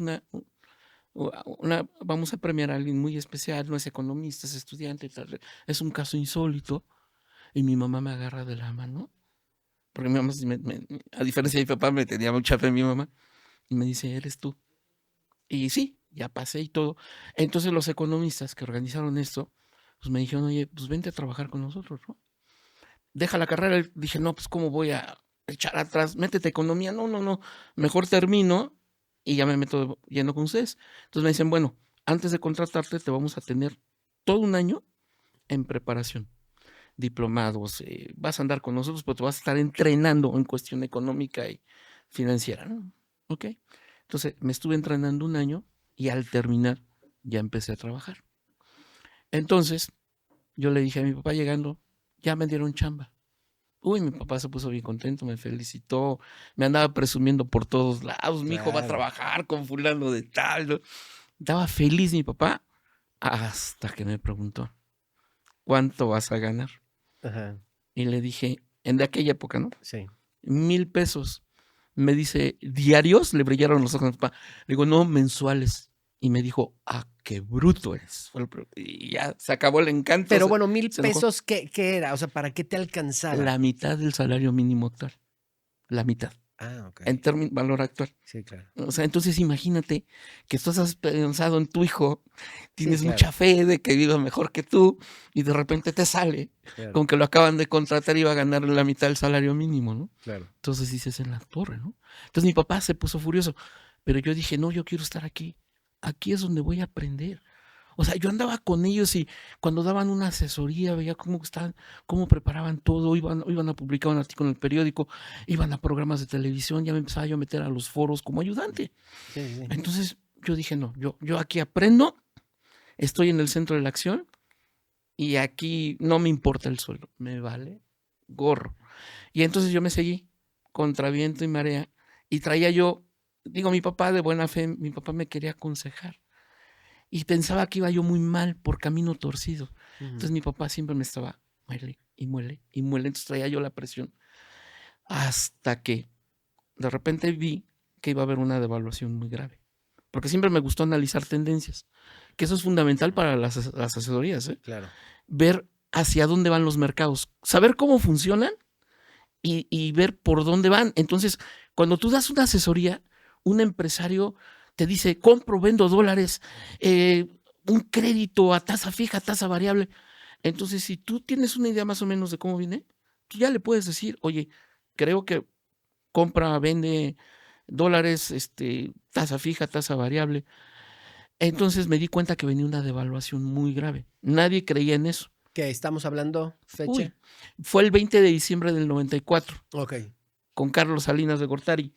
Pero yo empecé a dar conferencias desde el 92 y me anunciaba en el periódico, el periódico El Financiero, que en aquella época era el más influyente, y yo ponía devaluación, el shock del 94, en mayo del 92. Se llenaban, así, pero por puro morbo, porque me veían y decían, este chamaco, ¿qué vas a ver? ¿No? Nos tomaron el pelo. O sea, entonces yo daba la conferencia, les ponía mis gráficas, les decía, ahí viene una crisis gravísima. Y se me echaban encima en la sesión de preguntas. Me sentía así como que un cristiano en el Coliseo Romano, ¿no? Y con los leones. Pero aprendí a argumentar, a hacer un poquito un tono, sí, un poquito agresivo, porque después me sirvió para los programas de radio y televisión, cuando con los políticos, que pues, muchos de ellos grandes, mentirosos, manipuladores. Entonces nos dábamos unos agarrones, pero ya traía yo cierto bagaje previo, ¿no? Claro. Y entonces no me creían, pero cuando viene la devaluación, el 20 de diciembre, yo llego a la oficina, pues tenía una oficina, porque ya daba conferencias y todo, y son los teléfonos sonando como locos. Y me dicen, ya es que ya se devaluó el peso. Yo ya no creía, porque ya había pasado todo el año y no venía nada, ¿no? Y todos me decían, qué lástima, eras un muchacho con futuro, ahora qué te vas a dedicar. O sea, me veían así como que me iba a ir de lo peor, ¿no? Y mi papá, llorando un día en una reunión familiar, me dice, perdóname. Dice, porque yo queriéndote ayudar, te hice el camino más difícil y no me di cuenta. Dice, y tú estabas viendo algo que los demás no veíamos. Entonces, cuando viene la devaluación, la locura. Me entrevistó Jacobo Zabludovsky, Televisa. Yo ya sé que estoy hablando así, los chavos al decir, ¿Quién? ¿De quién? ¿de quién? ¿De quién, abuelito? Claro. Pero entonces, Bueno, pero ahorita lo pueden googlear y que sepan quién es sí, o no, quién no, fue Jacobo un Zabludovsky. pilar, Claro. y entonces me dijo, oye, me ofreció un chamba en Televisa. Me mandó llamar Ricardo Salinas de TV Azteca. Llegaron a mi oficina a cámaras de CNN de Estados Unidos para entrevistarme, del periódico El Financiero. O sea, yo dije, bueno, yo sentía que nadie me hacía caso, que todos me decían, estás loco, ¿cómo crees? Y al final de cuentas varios estaban al pendiente. Entonces, cuando vino la devaluación dijeron, oye, Él sí fue había un cuate que el desde hace un Nostradamus año, de las finanzas. ¿no? Y porque siempre me gustaba analizar las tendencias, ver hacia adelante, ya no ya lo que había pasado, ni explicar siquiera lo que estaba ahorita, sino qué puede pasar, qué Claro. es lo que va a venir. Entonces, Ricardo Salinas me entrevista en su oficina y me dice, oye, ya supe, dice que publicaste un libro pronosticando, pues queremos que vengas aquí a trabajar acá como comentarista en el noticiero, y que de repente platiquemos, si tú ves algo raro con el tipo de cambio, pues que me digas, ¿no? Así en corto, informal en su oficina. Y así entré. Entré a TV Azteca en febrero del 95, en plena crisis. La devaluación había sido diciembre anterior. Y fue otro giro en mi vida tremendo, tremendo, Omar, porque me tocó la época de oro. En aquella época, haz de cuenta, éramos 80 millones de habitantes, más o menos. Población adulta, más o menos 50 millones, en posibilidad de ver televisión, 50 millones. Claro. Y el noticiero, cada que salía yo al aire 2 veces a la semana, 2, 3 minutos, lo veían 20 millones de personas. O sea, me conocía uno de cada, casi la mitad. Claro. Era una locura. O sea, desde el primer día que empezó a salir el poder tan fuerte, la influencia tan grande, que en la calle de repente ya me empezaban a saludar, me empezaban a hablar un montón de gente conocida. Oye, te vi anoche. Una locura porque era mucha influencia. Entonces fue una plataforma pues sensacional para dar conferencias. Y como solté, empecé a ¿Nunca soltar te críticas, dieron línea de decir, no, nada más puedes decir eso? O sea, no, tú podías lo que quisieras. tuve una suerte increíble porque Ricardo Salinas y su familia son grandes economistas. Les fascina la economía. Por ejemplo, el abuelo de Ricardo Salinas, Hugo Salinas Price, que fundó el Imperio, una tienda Salinas y Rocha, y ya derivó todo lo demás a lo largo de generaciones de ellos. En su biblioteca tienen libros autografiados por premios Nobel de Economía. Son apasionados de la economía, son apasionados. Yo me acuerdo una ocasión, apenas entrando, nos convocó Ricardo Salinas a Sergio Sarmiento y a otros comentaristas a una reunión urgente porque Ernesto Zedillo, el que era el presidente, había presentado el Programa Nacional de Desarrollo.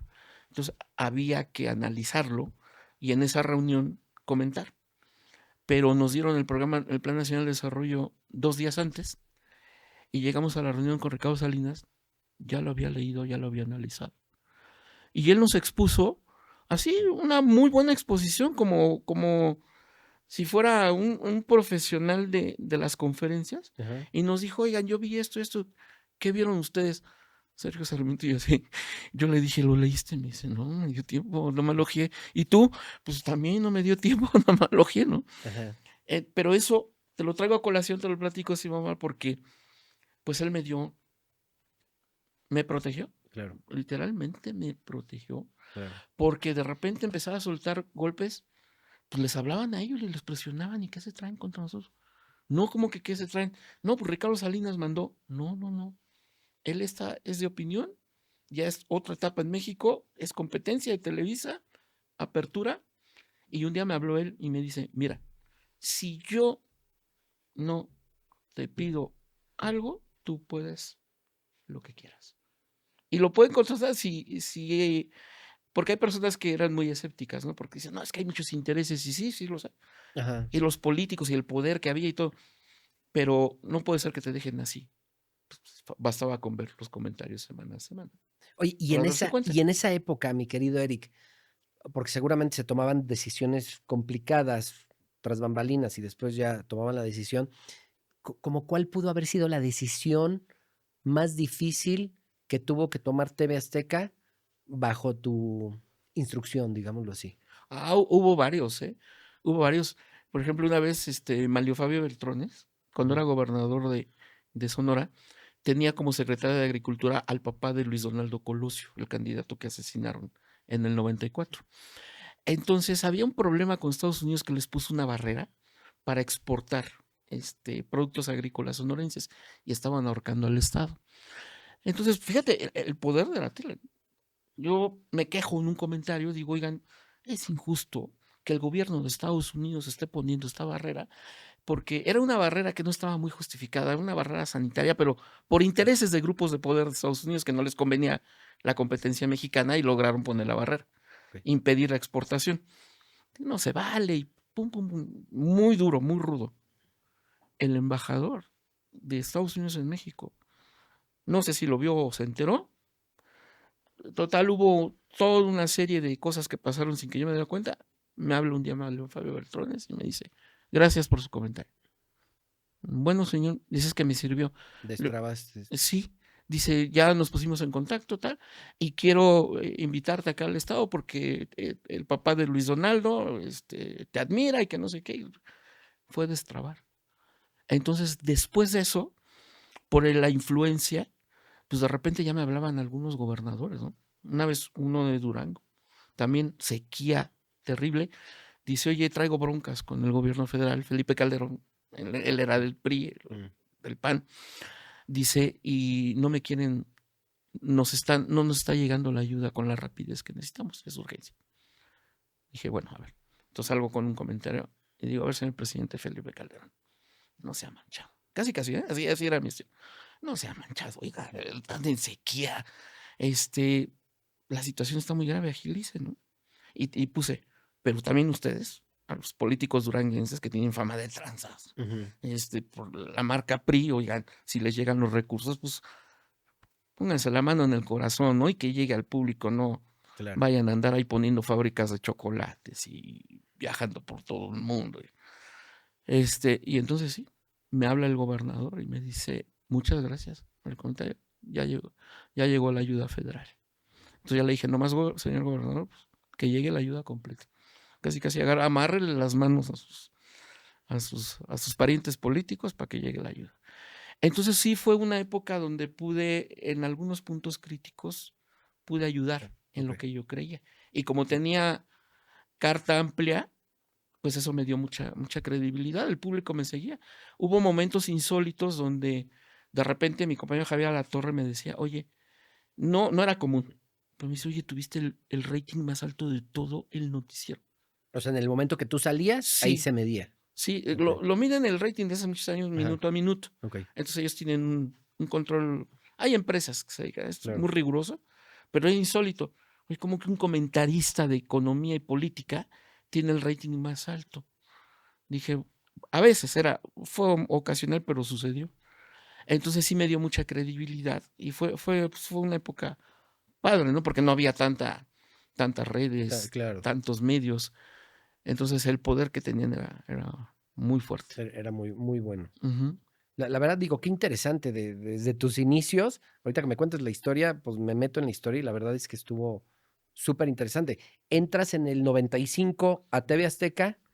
¿Cuándo sales, mi querido Eric? Renuncié en el 2018, 18, en el 2018. Eh, Hubo momentos críticos, pero para que veas cómo me protegían, por ejemplo, cuando iba a ganar Fox, pues ya Sí, casi todo el mundo porque ahí, pues, hay mucha información sí, privilegiada y todo, ya sabían que iba a ganar Fox. claro. Ya se estaban acomodando, pero, pues, el viejo PRI, el dinosaurio andaba dando coletazos horribles. Entonces, la Bastida, el primer candidato perdedor en la historia del PRI en el 2000, pues, empezó a callar las críticas con el poco poder que les quedaba. Ok. Entonces, me mandan llamar del canal y me dicen: "Oye, ¿sabes qué? Perdón, te vamos a tener que retirar del aire. Van a perder, se están cayendo estos cuates", dice, "pero, pues, dice, tus comentarios dicen que les hacen mucho daño. Entonces, te vamos a tener que retirar unos meses antes de la elección de Fox y después, ya que se acomode todo, pues ya te Mm. regresamos". Pues sí, me retiraron unos meses antes, gana Fox, toma posesión Fox y ya regreso. Bueno, después con López Obrador, va a ganar. Sí, pues yo también estaba convencido, hasta lo puse por ¿La primera escrito. vez? No, Que se ya o ya la cuando tercera, ganó, no, o la última. la última, Sí, okey. yo me la pasé diciendo muchos años y ahí hay empresarios y hasta en la tele. Saqué en el 2013, les dije: "Aguas, aguas, no está liquidado y si no se ponen las pilas y no bajan la corrupción, con la bandera de la corrupción, va a hacer que la gente salga a votar con el hígado. Este es experto en picar el hígado, en picar el estómago y picar el corazón. Es un populista de izquierda, pero es populista, sabe manipular las emociones del público". No, no, no, no va a ganar, ¿no? Bueno, cuando iba a ganar, otra vez me hablan los directores. Mi Eric, que cuando alguien me agarra confianza, Claro. me dicen mi Eric, ¿no? Entonces me decían: "Mi Eric, oye, mi Eric, te vamos a tener que retirar otra vez del aire". Ah, pues dije: "Pues lo mismo que con Fox y algún otro episodio", ¿no? Pues sí, dices que está muy difícil y la señalización fue directa sobre ti. Que tus comentarios les hacen mucho daño. Y tiene ahorita que afianzarse, ganar legitimidad, que no sé qué. Y ya que acomoden las cosas, ya regresas. Ah, okey. Entonces me retiraron en agosto de poco antes de las elecciones, me retiran, pasa el tiempo, nada, nada, meses, meses, meses. Entonces yo veía que no iba a hacer nada, viene una crisis de credibilidad y me empieza a afectar a mí, porque yo era marca Azteca, TV Azteca, ¿no? Claro. Ya ahí me había formado y todo. Ujú. Entonces me empieza a bajar el trabajo porque la gente me ubicaba muy del canal y ubicaban al canal como muy cercano en un momento a López Obrador. Entonces empiezo a venirme abajo con la chamba y dije: "No, yo gané credibilidad por la imparcialidad", ¿no? Entonces dije: "No, pues tengo que renunciar". Ujú. Total, entonces presenté mi renuncia y ya me fui totalmente independiente. Okey. Y desligarme para, agarrar la carrera de consultor y seguir como conferencista. Oye, y si en esa época hubieras tenido una lista de los políticos en el número uno, nada más me vas a decir el número uno y el último, no quiero los demás, pero el número uno que sí admirabas, que sí decías: "Sí, sí reconozco su trabajo y sí creo en él y está cumpliendo lo que dice", y en último lugar, pues viceversa. Híjole, ¿Cuál sería el primer lugar? es difícil porque llegué a creer en algunos políticos honestos que fue mucha pantalla, ¿no? Que a la mera hora, tras bambalinas, pues, estaban igual de embarrados que todos los demás. Sí hay, pero contados con los dedos de la mano. Ahorita se me escapa el nombre, pero fue secretario de Economía con Cedillo, tipazo, un gran economista Ujú. y negociador de los tratados, muy buen consultor. Ahorita me acuerdo. Este, Perdón, ¿no era Carstens? No, estoy bueno, es Carstens, sí, pe sí, también lo pondría. pe pero yo digo como mandatario, como presidente. O sea, Que hubiera hecho un de excelente los trabajo. presidentes, digo, porque realmente luego tus comentarios sí iban más al tema, a lo mejor, de un presidente, digo, sé que de políticos, pero ya hablando de presidentes, el que sí pondrías en primer lugar de Ah, decir, presidentes. guau, como guau, exacto, Mira, presidentes o presidenciables, si tú quieres. es Y el polémico porque también, pues, se benefició de la corrupción, estuvo en un sistema esencialmente corrupto, pero yo te diría Ernesto Zedillo, sin dudarlo. Ok. Porque fue un tipo que hizo reformas que permitieron que Fox ganara. O sea, que México accediera a la democracia.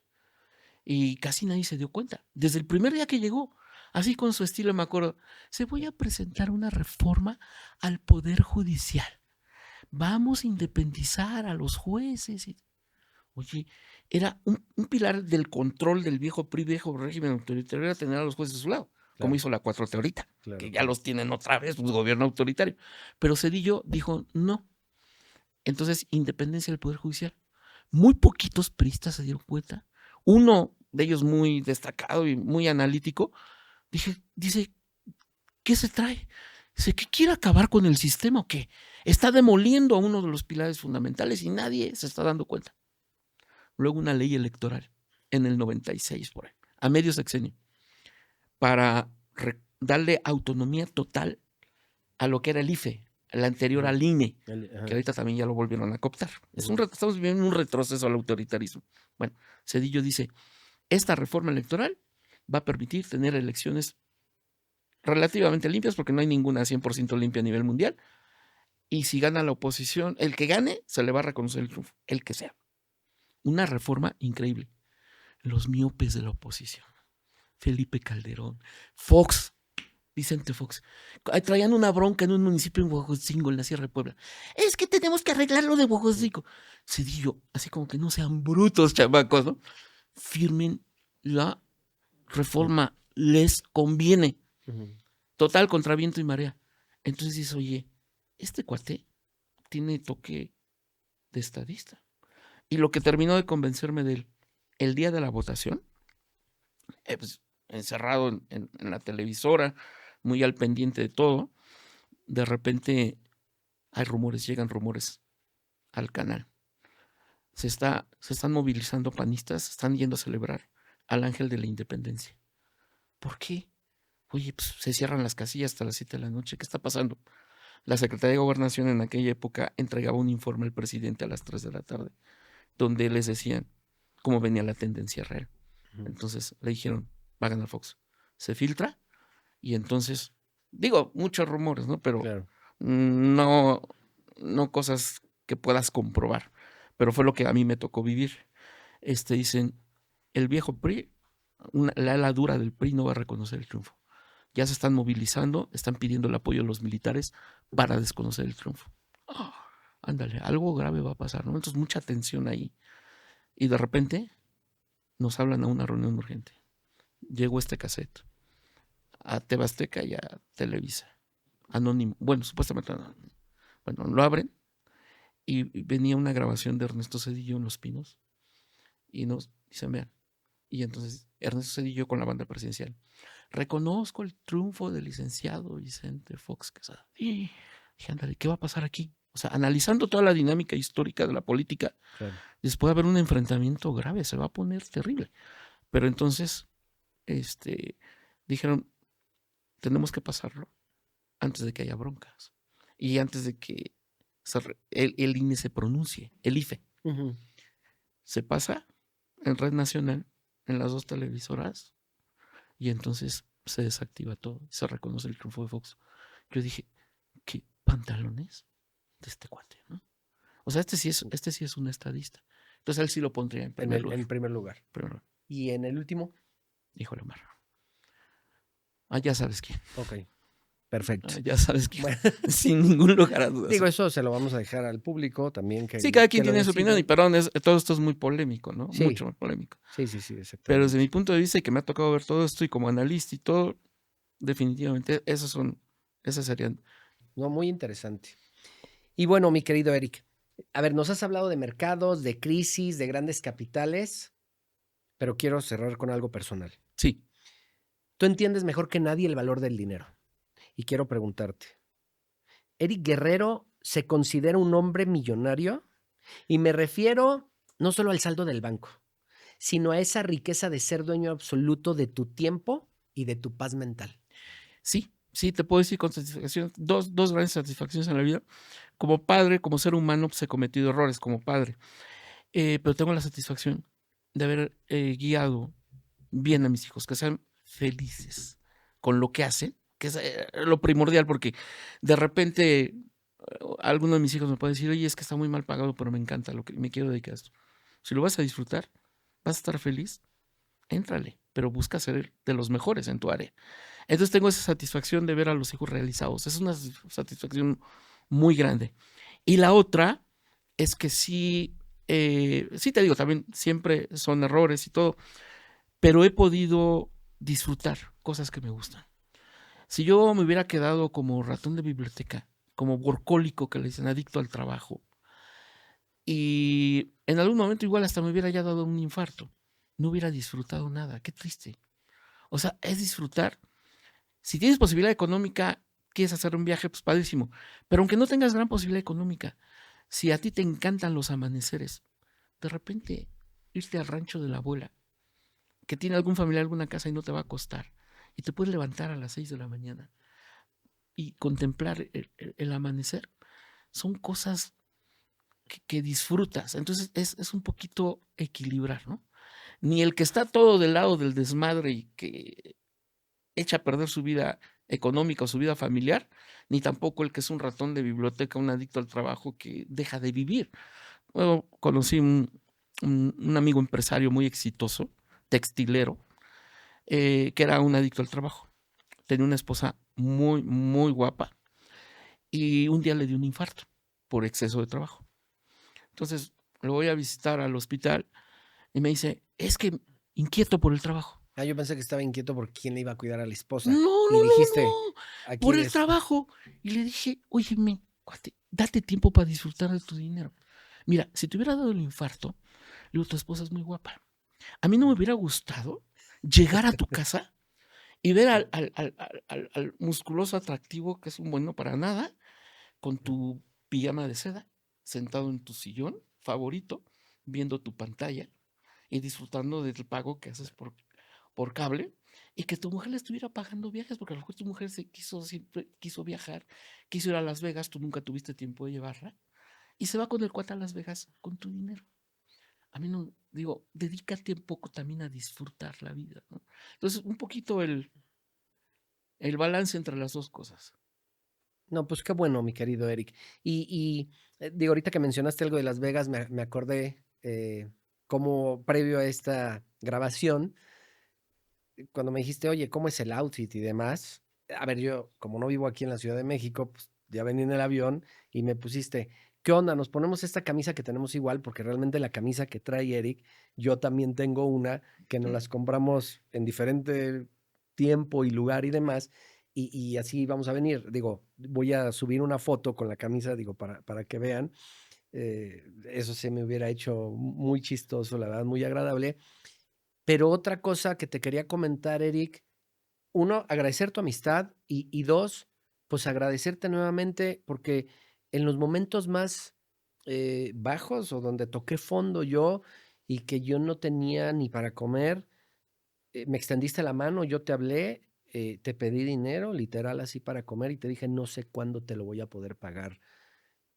Y pasaron los años, sí, pasaron varios años, me pude levantar, te lo pagué, te agradezco ese gesto, agradezco tu amistad, agradezco que me hayas dado esta entrevista y pues siempre deseándote lo mejor, mi querido Eric. No, pues, estimado Omar, pues mira, me hace sentir muy bien y qué padre que tocas este punto porque cuando hay muchas personas que creen que yendo a la iglesia cada 8 días, que dando limosna y bendiciendo a todo el mundo, diciendo que Dios te bendiga, ya quedaron bien, se ganaron un lugar en el cielo, cuando en su vida personal son de lo peor, Claro. ¿no?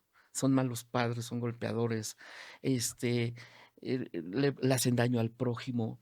Eso es ser hipócrita. ¿Cómo demuestras ser un buen creyente en la religión que tengas? Con acciones. Claro. Por eso dice, obras son amores. Pero también tienes que tener cuidado porque cuando te llega a ir bien económicamente, pues es natural, todo el mundo te ve como cajero automático. Y muchas personas te solicitan ayuda y cuando tú necesitas, no te responden, te abandonan. Entonces yo lo que aprendí, porque siempre yo me eduqué, mi madre era muy católica, muy creyente, y siempre me decía, todo lo que das se te regresa. No necesariamente, no necesariamente. Yo a bola de golpes aprendí que estoy hablando por mí, no Claro. no es una receta universal, por mí. Aprendí que tengo que saber a quién ayudar, no a cualquiera, porque pierdes dinero, pierdes liquidez, pierdes oportunidades. Y amistades también. Y amistades, sí, porque de repente les dices, estás en tú a alguien que estuviste ayudando mucho tiempo, porque lo toman como obligación, o sea, las Sí, costumbres hacen leyes. claro. Entonces, y de repente tú estás en una situación difícil, le dices: "Oye, no les estás pidiendo prestado, es regrésame un 10% por favor, de lo que te presté". Uy, se ofenden. Yo creí que eras mi amigo, ¿no? Claro, claro. Y no te dan ni un quinto. Entonces, a gente malagradecida, siento que realmente no vale la pena. Ahora, en caso de personas que valoran la ayuda y la reconocen, pues mira, yo creo que, en este caso realmente valió la pena. Realmente valió la pena, estimado Omar, y obviamente habla de que eres una persona con valores y honesta, y que no te olvidas, ¿no?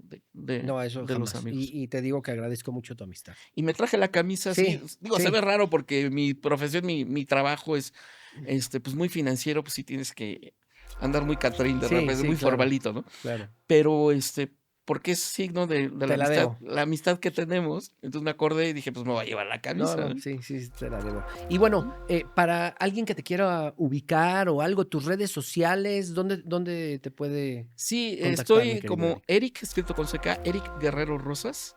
Ahí me pueden ubicar en Facebook. Y googléenme, pues, ahí salen todas las Okey. referencias, ¿no? En X tengo cuenta, Ajá. también en Instagram, pero mi fuerte es X para los temas económicos, Okey. en las noticias del momento, los análisis. Y en Facebook, ahí platico mucho lo que es mi vida personal. Sí, sí platico, No, anuncio las sí me conferencias, ¿no? queda claro. Sí, sí me Pero queda claro. entonces son las 2 partes de mi vida, son las 2 caras de la moneda.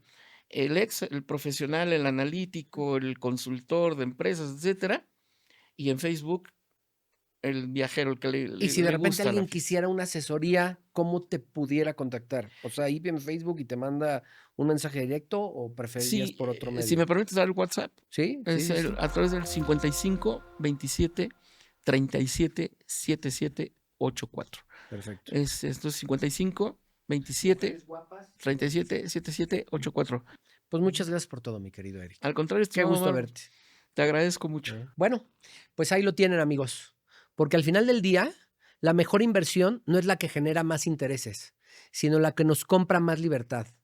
Eric, nuevamente gracias por recordarnos que ser millonario es sobre todo una cuestión de espíritu y de tiempo. Gracias a todos por acompañarnos. Nos vemos en la próxima.